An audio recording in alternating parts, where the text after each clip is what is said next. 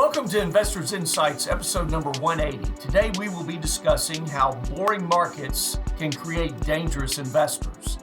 And for our video watchers, we invite you to try listening to this same information on our podcast. Many people are telling us they like listening to it while they drive or exercise. Links can be found to the right of this video. And with that said, let's get started. You're listening to Investors Insights with Greg Powell and the Portfolio Strategy team from Five Land Partners. Now, what do I mean by boring markets and dangerous investors? Those of you watching need to know that the S&P 500 has gone 40 sessions and counting without so much as a 1% move up or down. The planet is awash in $123 trillion of negative yielding bonds. Central banks now hold $25 trillion of financial assets, which is more than the combined gross domestic product of the U.S. and Japan. Think about that. Investors are having to seek yield by buying stocks. Is that why the market's going up? Is it because earnings are accelerating? I think not. These are debates that we had throughout the morning. And on that note, Trey, talk about jobs and earnings. Definitely. So the jobs numbers came out Friday at 151,000 jobs created. That's 30,000 below expectations. Not a great report, but not a terrible report. Right. Kind of in the ho-hum, the great stat you brought up, the 40 consecutive market days of not 1% up, not 1% down. Right. The earnings coming in flat to slightly down. Again, not great, but not terrible. It's kind of forcing people bored investors on an individual basis, but then also it feels like bored central bankers. Okay, talk about that. So you're seeing, so it's not terrible, not great. There's no crisis to fix, but there's no confidence either. And so the G20 met last week, and they came out, the central bankers, all of them to a man, said that they were continuing to do whatever is necessary to fix this major problem. Right. None of them are admitting that negative interest rates don't seem to be working. None of them are admitting that the $1 trillion that the European Central Bank has spent to date isn't really boosting things. The European economies grew at 0.3% last quarter. Again, not growth, but not a crisis. Right.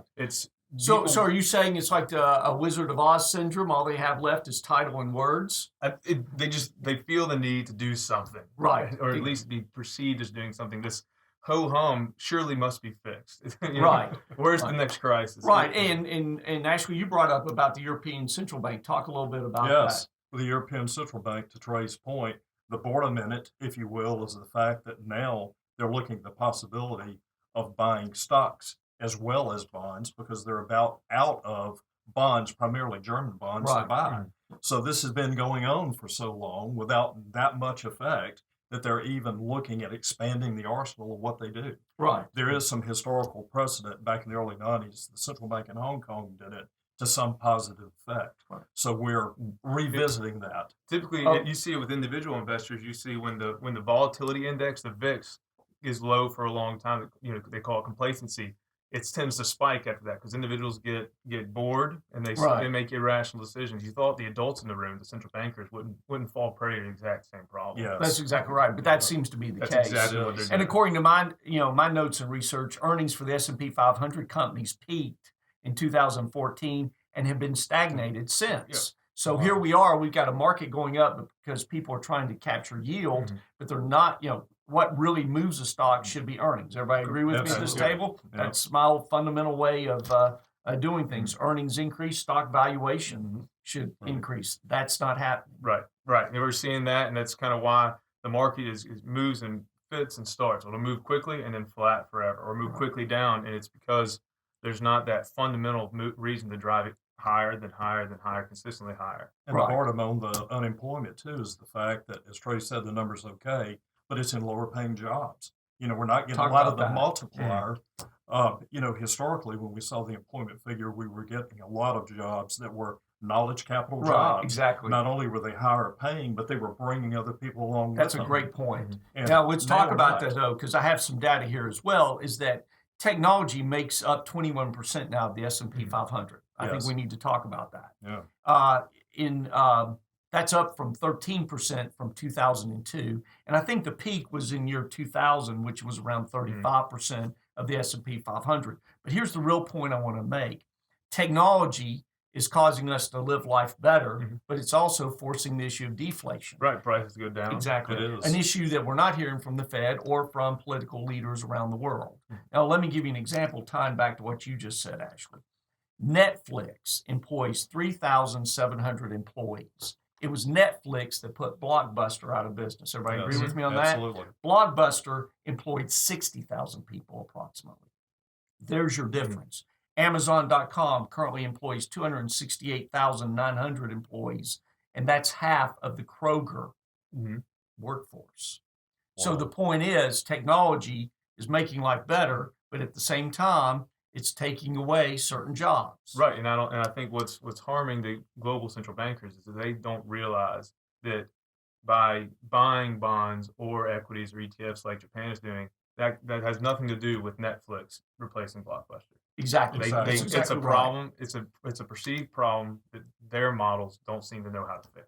Okay, that's well said. Mhm. So on that note, we are watching closely as this market continues to evolve. September historically can be a volatile Mhm. month. August usually is the worst performing month. We got through it kind of with a yawn.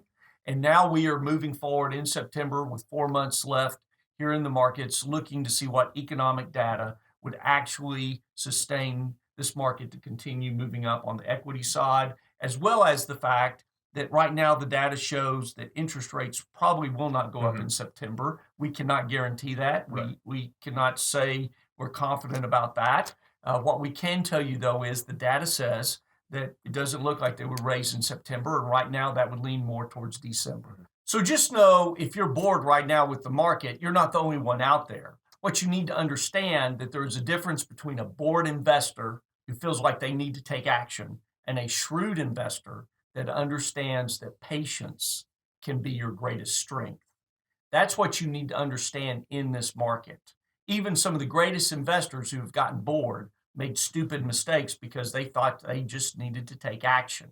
We're here at Five Plan Partners watching these markets, looking for those opportunities that are based on true fundamentals and technical analysis, not just because of a knee-jerk reaction or emotional reaction. We got to do something. So hang in there with us, watch this market, show patience, don't get bored. There's going to be plenty of opportunity that's coming down the path.